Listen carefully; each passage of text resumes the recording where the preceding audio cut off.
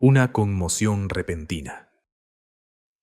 Mientras permanecía meditando sobre este triunfo demasiado perfecto del hombre, la luna llena, amarilla y gibosa, salió entre un desbordamiento de luz plateada al nordeste. Las brillantes figuritas cesaron de moverse debajo de mí. Un búho silencioso revoloteó y me estremecí con el frío de la noche. Decidí descender y elegir un sitio donde poder dormir. Busqué con los ojos el edificio que conocía. Luego mi mirada corrió a lo largo de la figura de la esfinge blanca sobre su pedestal de bronce, cada vez más visible a medida que la luz de la luna ascendente se hacía más brillante. Podía yo ver el argentado abedul enfrente. Había allí, por un lado, el macizo de rododendros, negro en la pálida claridad, y por el otro, la pequeña pradera que volví a contemplar. Una extraña duda heló mi satisfacción. No, me dije con resolución, esa no es la pradera, pero era la pradera, pues la lívida faz leprosa de la esfinge estaba vuelta hacia allí. ¿Pueden ustedes imaginar lo que sentí cuando tuve la plena convicción de ello? No podrían. La máquina del tiempo había desaparecido.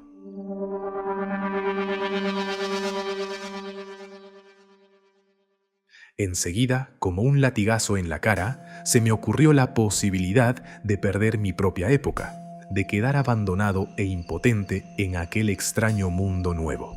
El simple pensamiento de esto representaba una verdadera sensación física. Sentía que me agarraba por la garganta, cortándome la respiración. Un momento después sufrí un ataque de miedo y corrí con largas zancadas ladera abajo. Enseguida tropecé, caí de cabeza y me hice un corte en la cara. No perdí el tiempo en restañar la sangre, sino que salté de nuevo en pie y seguí corriendo, mientras me escurría la sangre caliente por la mejilla y el mentón.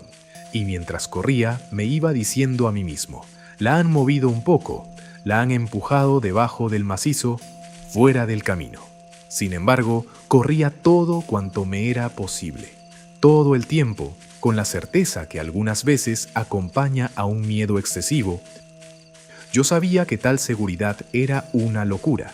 Sabía instintivamente que la máquina había sido transportada fuera de mi alcance. Respiraba penosamente.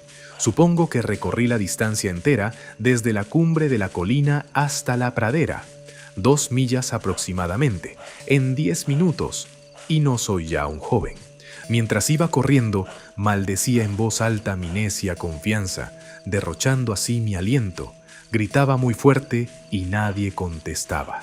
Ningún ser parecía agitarse en aquel mundo iluminado por la luna. Cuando llegué a la pradera, mis peores temores se realizaron. No se veía el menor rastro de la máquina. Me sentí desfallecido y helado cuando estuve frente al espacio vacío, entre la negra maraña de los arbustos. Corrí furiosamente alrededor, como si la máquina pudiera estar oculta en algún rincón, y luego me detuve en seco, agarrándome el pelo con las manos. Por encima de mí descollaba la esfinge, sobre su pedestal de bronce, blanca, brillante, leprosa, bajo la luz de la luna que ascendía. Parecía reírse burlonamente de mi congoja. Pude haberme consolado a mí mismo imaginando que los pequeños seres habían llevado por mí el aparato a algún refugio, de no haber tenido la seguridad de su incapacidad física e intelectual. Esto era lo que me acongojaba, la sensación de algún poder insospechado hasta entonces, por cuya intervención mi invento había desaparecido. Sin embargo, estaba seguro de una cosa, salvo que alguna otra época hubiera construido un duplicado exacto. La máquina no podía haberse movido a través del tiempo. Las conexiones de las palancas, les mostraré después el sistema, impiden que, una vez quitadas, nadie pueda ponerla en movimiento de ninguna manera. Había sido transportada y escondida solamente en el espacio. Pero entonces, ¿dónde podía estar? Creo que debí ser presa de una especie de frenesí. Recuerdo haber recorrido violentamente por dentro y por fuera, a la luz de la luna, todos los arbustos que rodeaban a la esfinge, y asustado en la incierta claridad a algún animal blanco al que tomé por un cervatillo. Recuerdo también, ya muy avanzada la noche, haber aporreado las matas con mis puños cerrados hasta que mis articulaciones quedaron heridas y sangrantes por las ramas partidas. Luego, sollozando y delirando en mi angustia de espíritu, descendí hasta el gran edificio de piedra. El enorme vestíbulo estaba oscuro, silencioso y desierto. Resbalé sobre un suelo desigual y caí encima de una de las mesas de malaquita, casi rompiéndome la espinilla. Encendí una cerilla y penetré al otro lado de las cortinas polvorientas de las que les he hablado. Allí encontré un segundo gran vestíbulo cubierto de cojines, sobre los cuales dormían, quizá, una veintena de aquellos pequeños seres. Estoy seguro de que encontraron mi segunda aparición bastante extraña, surgiendo repentinamente de la tranquila oscuridad con ruidos inarticulados y el chasquido y la llama de una cerilla, porque ellos habían olvidado lo que eran las cerillas. ¿Dónde está mi máquina del tiempo? Comencé, chillando como un niño furioso, haciéndolos y sacudiéndolos a un tiempo. Debió parecerles muy raro aquello. Algunos rieron, la mayoría parecieron dolorosamente amedrentados. Cuando vi que formaban corro a mi alrededor, se me ocurrió que estaba haciendo una cosa tan necia como era posible hacerla en aquellas circunstancias, intentando revivir la sensación de miedo, porque razonando conforme a su comportamiento a la luz del día, pensé que el miedo debía estar olvidado. Bruscamente tiré la cerilla y, chocando con algunos de aquellos seres en mi carrera, crucé otra vez, desatinado, el enorme comedor hasta llegar afuera bajo la luz de la luna. Oí gritos de terror y sus piececitos corriendo y tropezando aquí y allá. No recuerdo todo lo que hice mientras la luna ascendía por el cielo. Supongo que era la circunstancia inesperada de mi pérdida lo que me enloquecía. Sentíame desesperanzado, separado de mi propia especie, como un extraño animal en un mundo desconocido. Debí desvariar de un lado para otro, chillando y vociferando contra Dios y el destino. Recuerdo que sentí una horrible fatiga mientras la larga noche de desesperación transcurría, que remiré en tal o cual sitio imposible, que anduve a tientas entre las ruinas iluminadas por la luna y que toqué extrañas criaturas en las negras sombras.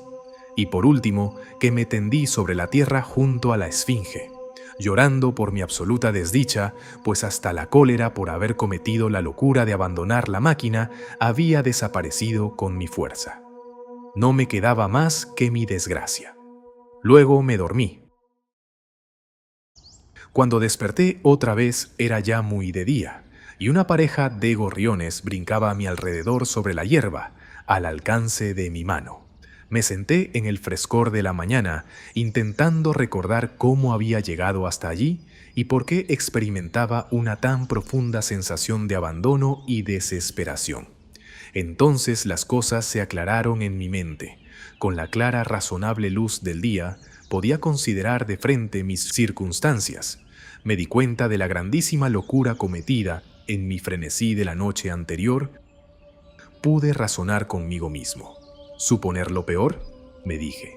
Suponer que la máquina está enteramente perdida, destruida, quizá.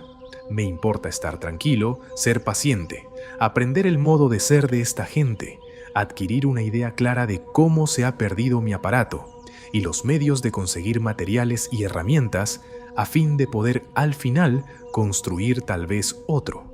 Tenía que ser aquella mi única esperanza. Una mísera esperanza tal vez, pero mejor que la desesperación. Y después de todo, era aquel un mundo bello y curioso, pero probablemente la máquina había sido tan solo sustraída. Aún así, debía yo mantenerme sereno, tener paciencia, buscar el sitio del escondite y recuperarla por la fuerza o con astucia. Y con esto me puse en pie rápidamente y miré a mi alrededor, preguntándome dónde podría lavarme. Sentíame fatigado, entumecido y sucio a causa del viaje. El frescor de la mañana me hizo desear una frescura igual. Había agotado mi emoción. Realmente, buscando lo que necesitaba, me sentí asombrado de mi intensa excitación de la noche anterior. Examiné cuidadosamente el suelo de la praderita. Perdí un rato en fútiles preguntas dirigidas lo mejor que pude a aquellas gentecillas que se acercaban. Todos fueron incapaces de comprender mis gestos. Algunos se mostraron simplemente estúpidos, otros creyeron que era una chanza y se rieron en mis narices. Fue para mí la tarea más difícil del mundo impedir que mis manos cayesen sobre sus lindas caras rientes. Era un loco impulso, pero el demonio engendrado por el miedo y la cólera ciega estaba mal refrenado y aún ansioso de aprovecharse de mi perplejidad. La hierba me trajo un mejor consejo. Encontré unos surcos marcados en ella aproximadamente a mitad de camino entre el pedestal de la esfinge y las huellas de pasos de mis pies a mi llegada. Había alrededor otras señales de traslación, con extrañas y estrechas huellas de pasos, tales que las pude creer hechas por un perezoso. Esto dirigió mi atención más cerca del pedestal. Era este, como creo haber dicho, de bronce. No se trataba de un simple bloque, sino que estaba ambiciosamente adornado con unos paneles hondos a cada lado. Me acerqué a golpearlos. El pedestal era hueco. Examinando los paneles minuciosamente, observé que quedaba una abertura entre ellos y el marco. No había allí asas ni cerraduras, pero era posible que aquellos paneles, si eran puertas, como yo suponía, se abriesen hacia adentro. Una cosa parecía clara a mi inteligencia. No necesité un gran esfuerzo mental para inferir que mi máquina del tiempo estaba dentro de aquel pedestal. Pero cómo había llegado hasta allí era un problema diferente. Vi las cabezas de dos seres vestidos color naranja, entre las matas y bajo unos manzanos cubiertos de flores, venir hacia mí. Me volví a ellos sonriendo y llamándoles por señas. Llegaron a mi lado y entonces, señalando el pedestal de bronce, intenté darles a entender mi deseo de abrirlo. Pero a mi primer gesto hacia allí se comportaron de un modo muy extraño. No sé cómo describirles a ustedes su expresión. Supongan que hacen a una dama de fino temperamento unos gestos groseros e impropios. La actitud que esa dama adoptaría fue la de ellos. Se alejaron como si hubiesen recibido el último insulto. Intenté una amable mímica parecida ante un mocito vestido de blanco, con el mismo resultado exactamente. De un modo u otro, su actitud me dejó avergonzado de mí mismo. Pero como ustedes comprenderán, yo deseaba recuperar la máquina del tiempo e hice una nueva tentativa. Cuando le vi a este dar la vuelta, como los otros, mi mal humor predominó. En 3 zancadas le alcancé. Le cogí por la parte suelta de su vestido alrededor del cuello y le empecé a arrastrar hacia la esfinge. Entonces vi tal horror y tal repugnancia en su rostro que le solté de repente. Pero no quería declararme vencido aún. Golpeé con los puños los paneles de bronce. Creí oír algún movimiento dentro. Para ser más claro, creí percibir un ruido como de risas sofocadas, pero debí equivocarme.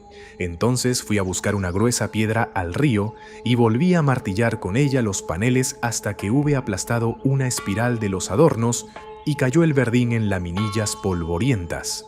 La delicada gentecilla debió de oírme golpear en violentas arremetidas hasta 1 milla, pero no se acercó. Vi una multitud de ellos por las laderas mirándome furtivamente. Al final, sofocado y rendido, me senté para vigilar aquel sitio, pero estaba demasiado inquieto para vigilar largo rato. Soy demasiado occidental para una larga vigilancia. Puedo trabajar durante años enteros en un problema, pero aguardar inactivo durante 24 horas es otra cuestión. Después de un rato me levanté y empecé a caminar a la aventura entre la maleza, hacia la colina otra vez. Paciencia, me dije. Si quieres recuperar tu máquina, debes dejar sola a la esfinge. Si piensan quitártela, de poco sirve destrozar sus paneles de bronce, y si no piensan hacerlo, te la devolverán tan pronto como se la pidas. Velar entre todas esas cosas desconocidas ante un rompecabezas como este es desesperante. Representa una línea de conducta que lleva a la demencia. Enfréntate con este mundo. Aprende sus usos, obsérvale, abstente de hacer conjeturas demasiado precipitadas en cuanto a sus intenciones. Al final encontrarás la pista de todo esto. Entonces me di cuenta de repente de lo cómico de la situación. el recuerdo de los años que había gastado en estudios y trabajos para adentrarme en el tiempo futuro y ahora una ardiente ansiedad por salir de él. Me había creado la más complicada y desesperante trampa que haya podido inventar nunca un hombre. Aunque era a mi propia costa, no pude remediarlo. Me reía a carcajadas. Cuando cruzaba el enorme palacio, parecióme que aquellas gentecillas me esquivaban. Podían ser figuraciones mías o algo relacionado con mis golpes en las puertas de bronce. Estaba, sin embargo, casi seguro de que me rehuían, pese a lo cual tuve buen cuidado de mostrar que no me importaba y de abstenerme de perseguirles, y en el transcurso de 1 o 2 días las cosas volvieron a su antiguo estado. Hice todos los progresos que pude en su lengua y además proseguí mis exploraciones aquí y allá. A menos que no haya tenido en cuenta algún punto sutil, su lengua parecía excesivamente simple, compuesta casi exclusivamente de sustantivos concretos y verbos. En lo relativo a los sustantivos abstractos, parecía haber pocos, si los había. Empleaban escasamente el lenguaje figurado. Como sus frases eran por lo general simples y de 2 palabras, no pude darles a entender ni comprender yo, sino las cosas más sencillas.